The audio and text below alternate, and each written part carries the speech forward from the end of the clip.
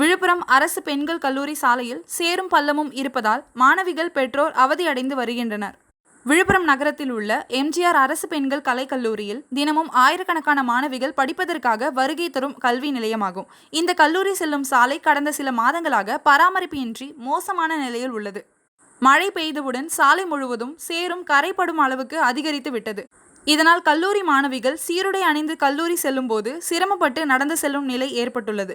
பல இடங்களில் தண்ணீர் தேங்கி இருப்பதால் சாலையில் நடக்கும் போது பாதம் வழுக்கி விழும் நிலையும் உருவாகியுள்ளது. அது மட்டும் இல்லாமல் அருகிலுள்ள ராமகிருஷ்ணா பள்ளியில் படிக்கும் சிறுவர் சிறுமிகளை அழைத்து செல்லும் பெற்றோர்களும் இருசக்கர வாகனத்தில் செல்ல முடியாமல் தவறி விழும் நிலை ஏற்பட்டுள்ளது. குழந்தைகளை பின்பக்கத்தில் ஏற்றிச் சென்ற சில பெற்றோர்கள் வழுக்கி கீழே விழுந்த சம்பவங்களும் நிகழ்ந்துள்ளன.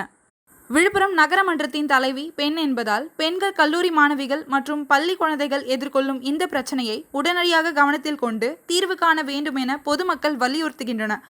மாணவிகள் பாதுகாப்பாக கல்லூரிக்கு வந்து செல்லும் வகையில் சாலையை உடனடியாக சீரமைத்து தர வேண்டும் என்ற கோரிக்கையும் எழுந்துள்ளது. பெண்கள் கல்விக்கான பாதை பாதுகாப்பாக இருக்க வேண்டும்.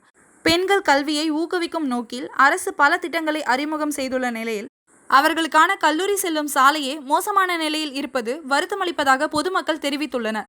மாணவிகள் பாதுகாப்பாக கல்வி கற்க செல்லும் வகையில் சாலை விரைவில் சீரமைக்க வேண்டும் என்பதே அவர்களின் கோரிக்கையாக உள்ளது.